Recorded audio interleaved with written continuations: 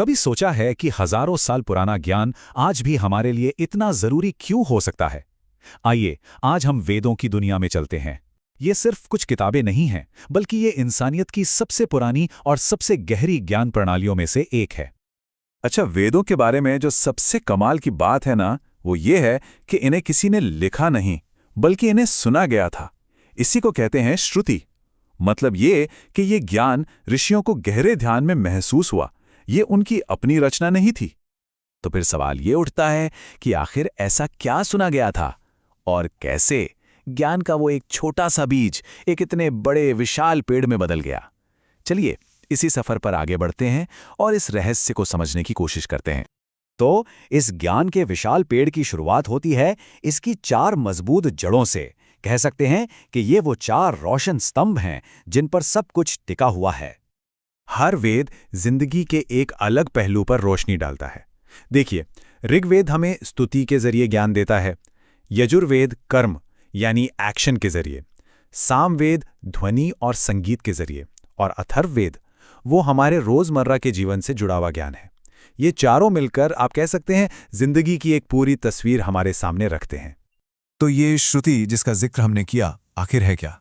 इसका सीधा सा मतलब है जो सुना गया। ये वो दिव्य ज्ञान है जिसे पुराने जमाने के ऋषियों ने गहरे ध्यान में मन की एकदम गहरी शांत अवस्था में महसूस किया था। इस फर्क को थोड़ा और समझते हैं। श्रुति का मतलब है कि ये किसी इंसान के दिमाग की उपज नहीं है। इसका स्रोत दिव्य माना गया है। ये कोई ऐतिहासिक किताब नहीं जो किसी खास समय में लिखी गई हो, बल्कि ये एक ऐसा ज्ञान है जो समय से परे है। और ये फर्क समझना वेदों की पूरी फिलॉसफी को समझने के लिए बहुत जरूरी है। तो जड़ें तो देख लीं, अब तने की बारी है।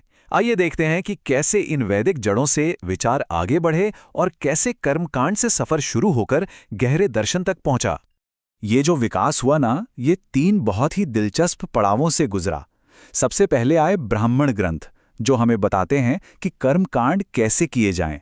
फिर आए आरण्यक, जो सवाल पूछते हैं कि हम ये सब क्यों कर रहे हैं। और आखिर में आते हैं उपनिषद, जो हमें परम सत्य की खोज में ले जाते हैं कि आखिर वो क्या है। तो देखिए, कर्म से लेकर गहरे चिंतन तक का ये जो सफर है ना, यही दिखाता है कि वैदिक विचार कभी रुके नहीं, वो लगातार विकसित होते रहे। ये असलियत की और गहरी परतों को खोलने का एक सफर था। चलिए अब जरा प्राचीन बातों से हटकर ये देखते हैं कि आज की दुनिया में वेदों की विरासत क्या है, क्योंकि ये ज्ञान सिर्फ इतिहास बनकर नहीं रह गया है। ये तो एक जीती जागती नदी की तरह है जो आज भी बह रही है। जरा सोचिए, इन वैदिक जड़ों से ज्ञान की कितनी अलग अलग शाखाएं निकली हैं।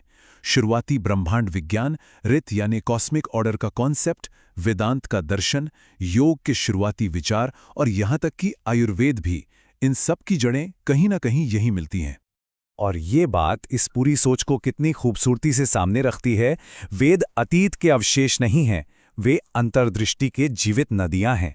मतलब ये ज्ञान आज भी उतना ही ताज़ा और प्रासंगिक है जितना शायद हजारों साल पहले था। तो फिर इस गहरे ज्ञान तक पहुंचा कैसे जाए? देखिए, ये सिर्फ कुछ पढ़ लेने की बात नहीं है, ये एक खास तरह से सुनने की कला है। तो चलिए अब इसी पर बात करते हैं। इन ग्रंथों के पास जाने के लिए सिर्फ दिमाग ही नहीं, एक खास तरह का नजरिया भी चाहिए। इसके लिए 4 बातें बहुत जरूरी हैं।